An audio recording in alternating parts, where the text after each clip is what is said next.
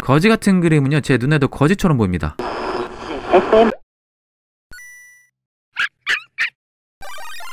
안녕하세요. 허세미술관의 이한입니다. 요즘 일어나고 있는 전 세계적인 기후위기, 그리고 우리나라에서 벌어지는 혼란한 사태를 보고 떠오르는 그림을 여러분께 소개해드리려고 합니다. 바로 히에르니모스 보스의 7가지 대제약이라는 그림이죠. 7죄라고도 불리는데 정식 명칭은 우리나라 기독교에서는 7죄종이라고 합니다. 7가지 대제약, 라틴어로는 septem peccata capitalia. septem은 7가지, peccata는 죄를 말하고요. capital 머리에서 기원된 단어, 그 주요한 죄악의 7가지를 말하는 거죠. 그 죄악에 대한 이야기를 해보겠습니다. Vamos. 이 안에 7가지 죄를 설명하는 알레고리화한 그림이 있습니다. 4가지 그림이 있죠. 첫 번째 판넬 왼쪽 상단 부분을 보면 사람이 이렇게 죽어가죠. 근데 뒤쪽에는 천사와 악마가 이 죽어가는 사람을 바라보고 있습니다. 그리고 그 반대쪽을 보면 이제 사람이 죽어서 절대자께서 이 인간이 천국 갈지 지옥 갈지를 이제 판단을 하게 되는 거죠. 결과 왼쪽은 지옥입니다. 그래서 이 지옥불에서 온갖 고통을 당하는 이 사람들이 있고요. 그리고 반대쪽에는 천국에 가는 사람들이죠. 이것을 대비시켜 놨습니다. 이 판단의 기준이 바로 안에 있는 7가지 실죄악인데 가운데를 확대를 하면 안에 예수님으로 보이죠? 자세히 보면 이게 마치 눈동자 같죠? 사람의 동공과 같은 느낌으로 의도적으로 그려놨다는 것을. 자, 근데 이 라틴어는 까베 데우스 비댓, 뭐냐면 까베는 조심해 라는 뜻이에요. 그리고 데우스, 디오스죠. 디오스 냉장고. 그래서 신이 비댓, 보고 있다는 뜻입니다. 절대자가 이 눈으로 이제 보고 있다는 거죠. 천국에 갈지 지옥에 갈지 그 판단하는 기준이 바로 이 7가지 죄악인 겁니다. 그래서 그 7가지 죄악을 보고 우리가 천국에 갈지 지옥에 갈지 한번 알아보는 시간을 가져보겠습니다. 영화제 수상도 많이 받았죠. 아주 재밌는 영화였습니다. 세븐이라는 브래드 피트 리즈 시절에 나왔던 그 영화의 중요한 테마가 됐었죠. 그 영화에서 미치광이 살인마가 자신이 신을 대리해서 타락한 인간들을 심판하겠다고 7가지 대제약을 기준으로 해서 사람을 죽이는 그 끔찍한 영화이죠. 오늘 방송 이후에 이 영화를 다시 보시면 이해가 더 빠르지 않을까 싶습니다. 자, 그래서 첫 번째 탐욕입니다.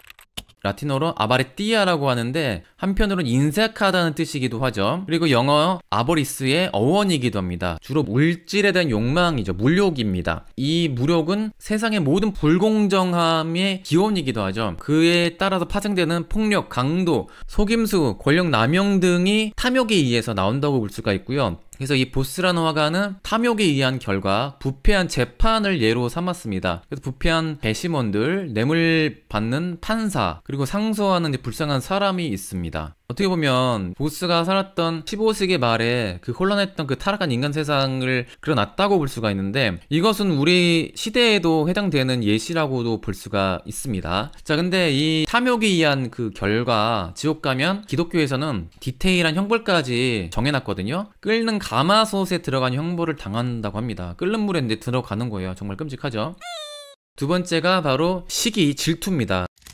라틴어로는 인비디아라고 하는데 인간의 만족할 수 없는 욕망, 남의 것을 탐하는 다른 이가 가진 것에 대한 그 슬픔과 분노이죠. 십계명과도 이제 연관이 되는데 내 이웃의 것을 탐하지 말라라는 신의 말씀과 일맥상통합니다. 자, 그리고 구약에서는 카인이 동생 아벨을 죽인 일이 인비디아로 벌어진 일이었죠. 자, 그리고 영국 철학자 버트랜드 러셀은 인비디아가 불행의 가장 유력한 원인이라고 이렇게 말한 적이 있습니다. 그리고 지옥에 가면 얼음물에 담궈지는 그 형벌을 당한다고 하죠. 이 사람이 쌀가마니인지 모르겠으나 뭔가 재산으로 보이죠. 남의 재산을 탐내는 겁니다. 부러워하는 거죠. 자, 그리고 밑에 쪽에서는 그 개 2마리가 뼈다귀를 노리고 있죠. 네덜란드 속담에 한 뼈다귀와 2 강아지 관련된 속담이 있거든요. 그걸 비유적으로 표현했다고도 볼 수가 있습니다. 이 강아지가 자기가 먹던 뼈다귀 놔두고 새로운 뼈다귀를 노리고 있는 겁니다. 다음 죄악이 바로 분노입니다. 라틴어로 이라라고 하는데 증오와 복수를 낳는 심각한 살인 범죄로 이어지기도 하죠. 자, 지옥에 간다면 산채로 몸이 찢겨지는 형벌을 당한다고 사람이 싸움을 벌이고 있습니다. 칼을 들고 있어요. 서로 죽이려고 하는 거죠. 그래서 분노는 아까 말씀드렸다시피 그 살인 범죄로까지 이어질 수 있는 무서운 본능이기도 하죠. 여자는 이것을 말리고 있습니다. 다음 죄악이 바로 유욕이에요. 라틴어로는 룩수리아, 바로 럭셔리의 어원이죠. 유격, 또 정욕이라고도 이제 해석되기도 하는데 인간의 강렬한 갈망, 주로 성욕을 뜻하기도 합니다. 여기서는 악기가 있죠. 술도 있고 인간의 말초신경을 자극하는 모든 그것을 다 유격으로 포함시켜 놓은 거예요. 그 음악도 해당되고 성욕도 해당되는 거죠. 럭셔리의 어원이라 그랬잖아요. 과도하게 사치스러운 그런 것을 이제 럭셔리아라고 하잖아요. 고급 혹은 이렇게 좋은 의미이기도 하지만, 그래서 현대 럭셔리는 과도한 육체적 욕망의 결과가 아닌가 싶기도 합니다.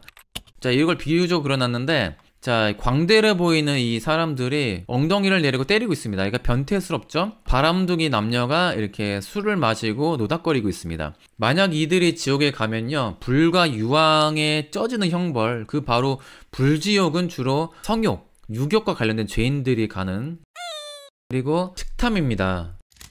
폭식도 해당되죠. 라틴어로 굴라라고 하는데 꿀꺽 삼키는 대식을 뜻하던 단어입니다. 확대해서는 과소비까지도 포함하는 개념이고, 옛날 기독교 사회에서 먹을 게 귀했을 때 과도한 식탐은 죄악시 여겼던 거죠. 자, 그리고 유명한 그 기독교 학자 토마스 아퀴나스는 그 미식, 요즘에 미식 여행 좋아하는 분 많죠? 혹은 값비싼 음식을 탐하고 즐기는 것조차 이 죄악에 해당된다고 봤습니다. 식탐에 관련된 죄인들이 지옥 가면 쥐, 두꺼비, 뱀을 억지로 먹는 벌을 당한다고 합니다. 자, 이 그림에서는 딱 봐도 아버지와 아들이 엄청나게 먹어가지고 이제 그 배가 불러있죠. 아주 뚱뚱하게 묘사해놨고 주로 고기를 먹고 있는 것 같아요. 근데 말라 빠진 사람은 뭐 먹을 게 없어가지고 그 물을 그냥 마시고 있어요. 근데 이 사람은 이 말라 비틀어져 보이는 이 사람에게 먹을 거를 주지 않죠. 먹을 것에 대한 그 과도한 욕심을 그려놨습니다. 다음이 바로 나태예요. 자, 게으름이라고도 할 수가 있는데 라틴어로는 아시디아라고 합니다.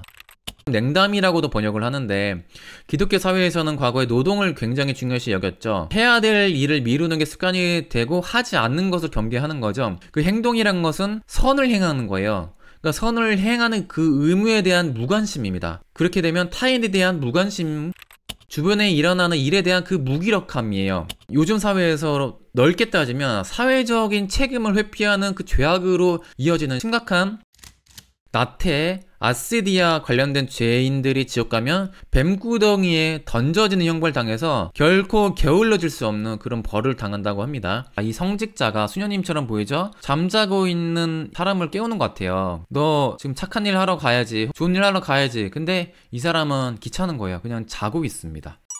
다음 죄악이 교만입니다. 라틴어로는 수페르비아라고 하죠. 오만, 자만이죠. 이걸 긍정적으로 말하면 이게 바로 프라이드가 되는 거죠. 긍지, 자부심. 근데 실죄 중에 가장 심각한 죄악으로 여깁니다. 의외로.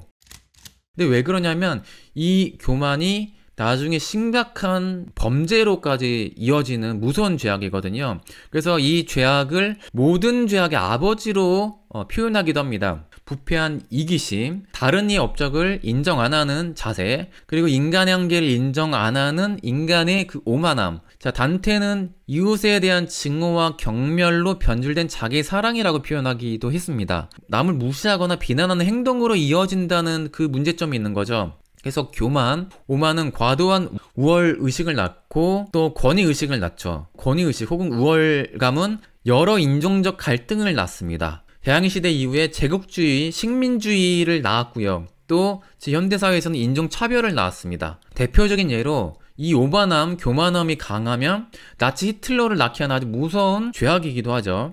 그래서 이 교만과 관련된 죄인이 지옥 가면 바퀴에 깔려서 몸이 부셔지는 형벌을 당한다고 합니다. 그 그림에서는 약간 알레고리화해서 표현해놨는데 거울은 교만을 주로 상징합니다. 자신의 얼굴을 보고 있습니다. 내가 얼마나 잘났는지 보는 거죠. 자, 뒤에 자세히 보면 이게 고양이 같은데, 고양이는 중세 때부터 악마가 변한 요물이라고도 생각하기도 했었죠. 중세 때부터 얼마나 심각한 죄악을 여겼는지를 간접적으로 알 수가 있습니다.